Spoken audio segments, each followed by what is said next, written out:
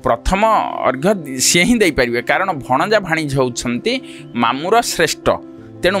कथित अच्छी जे जदि भणजा भाणजी मामू को बा माई को ये 10 तोठरे पानी प्रदान करें मामू माई मोक्ष प्रदान होता। तेणु ये जो प्रचलित परंपराटा को मामूहर माने साधारणतः प्रथमाष्टमी पालन करें भणजा भाणीजी सेतेबेले आउ जहाँ चली परंपरा हलदी पत्र पिठा कराए एवं ताहा बहुत सुंदर लगे स्वाद भल थाए। किंतु जदि आम एबेर जुगरे देखा ताहले हलदी पिठारे पिठा खाइबा अत्यंत हितकर कहीं ना आपण जदि वैज्ञानिक कारण को जीवा हलदी होची सर्व रोग निवारण। आपण हलदी पत्र रे जदि आपण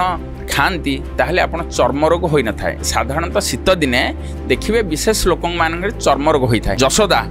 तांको पे केमती लहुणी सजाड़ुले माने गीत गायकी शुआई दौले। तेणु तांको माँ सेतेबेले जुगरे सब प्रकार जिनस करथिले। तेणु सी जितेबले पुओपाई एते माने तांकर जो परंपरा गुड़ा करथिले सेटा जगन्नाथ संस्कृति सेटा देखिबा मिले। कारण कृष्ण भगवान को समस्त कृष्ण और रामचंद्र को तांको माँ माने यही जेतक सब द्रव्य देउथिले। तेणु से परंपरा आज मध्य उज्जीवित रही। ओडिया परंपरा रे जगन्नाथ मंदिर रे एबे भी प्रचलित रही। पौर्वाष्टमी बा प्रथमाष्टमी बहु पुरातन जुगरु चली आसी जहाँकि जगन्नाथ मंदिर रे मध्य एबे भी प्रचलित अच्छी। आमे एबे देखुछे जे नियाली माधव ठारू तांको पई पढ़ुओ भार एबे भी जाउछि एवं आज ठारू मध्य सेमाने खोल कीर्तन झांझ धरी कदली विभिन्न प्रकार चाउल ठू आरंभ करी बिरी मुग समस्त द्रव्य धरिकी वर्तमान सेमाने जाउछंदी खाली पादरे चली चली। कथित अच्छी जे जगन्नाथ मामूहर कुआड नियाली बोली नियाली माधव ठारू जगन्नाथ पाखकू प्रतिवर्ष यही भार जाउची एवं खाली पादरे मध्य चली चली जीवार नजर रही। आगुरी रही जहाँ मादला पांजी मध्य उल्लेख रही। एबे भी से परंपरा एबे भी जगन्नाथ मंदिर प्रचलित अच्छी एवं काली महाप्रभु जगन्नाथ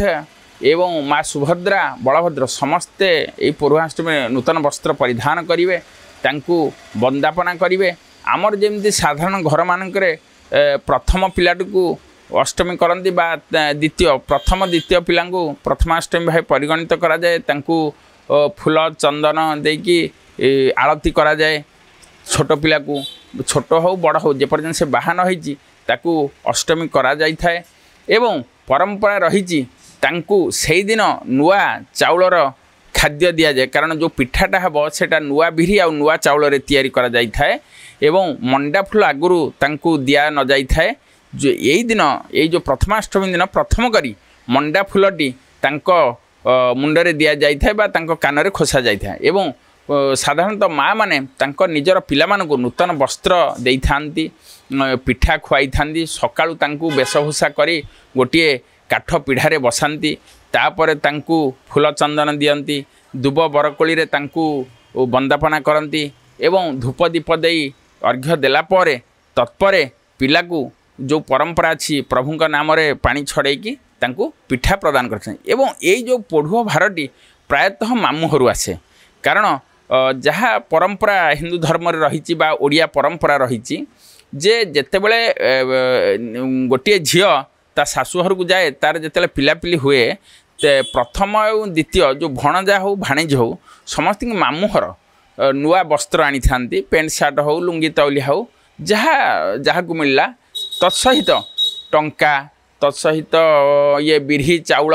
बा जी घर पाखे जदि मामूहर अच्छी पिठापणा धरिकी आसती मिठा मध्य। तेणु यही परंपराटा मामूहर दे था मामू घर भणजा भाणीजी आसी थाए पूर्व जो तार भारटी एवं जहाँ कथित अच्छी जे आपण देखिए जदि कौन सी लोकर मृत्याह हुए सेतेबेले आपण देखिथिबे जेतेले अर्घ्य दिया जाए ताकू दशाह कर्म रे पानी दिया जाए प्रथमे भणजा और भाणीजी को खोजा जाए। प्रथम अर्घ्य सी ही दे पारे कारण भणजा भाणीज होउछंती मामूर श्रेष्ठ। तेणु कथित अच्छी जे जदि भणजा भाणजी मामू को बा माई को ये 10 तोठरे पानी प्रदान करिथांती ताहले मामू माई मोक्ष प्रदान होइथांती। तेणु ये जो प्रचलित परंपराटा को मामूहर माने साधारणतः प्रथमाष्टमी पालन करथांदी भणजा भाणीजीक पय देखंतु हलदी पत्र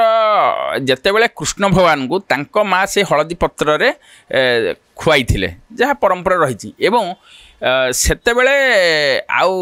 जहाँ चली परंपरा हलदी पत्र रे पिठा करा जाए एवं ताहा बहुत सुंदर लगे बा स्वाद भल थाए किंतु जदि आमे एबेर जुगरे देखिबा ताहले हलदी पिठारे पिठा खाइबा अत्यंत हितकर कहीं ना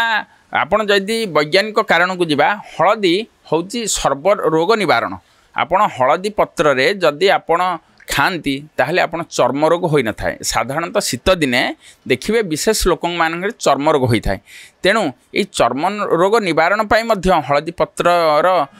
प्रयोग कले हलदीर जो गुण अच्छी विभिन्न प्रकार गुण से गुणर समस्त जो उपादानटा मिसिब कौथरे ना पिठारे तेणु पिठाटा को जदि घरर परिवार लोक खाइले ए वर्ष को थरे जदि खाइले ताहले तांको देह निरोगी रहिबो तेणु हलदी पिठारे पिठाटा करा जाए हलदी पत्र से जो पिठाटा करा जाए तेणु सेतेबेलर जो माने थिले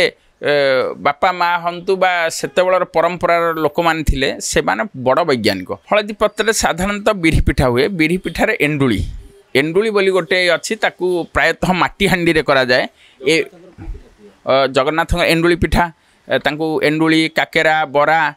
मंडा सब प्रकार पिठा करके दि जाए जगन्नाथ होउछंती जदि देखा जाए लौकिक मतरे जहाँ अच्छी संसार बा ओडिया परंपरा रे जो नीति नियम परंपरा अच्छी जेमती गोटे पिला पाई सब प्रकार सी जन्म हुअंती से पढ़ुहंती से माने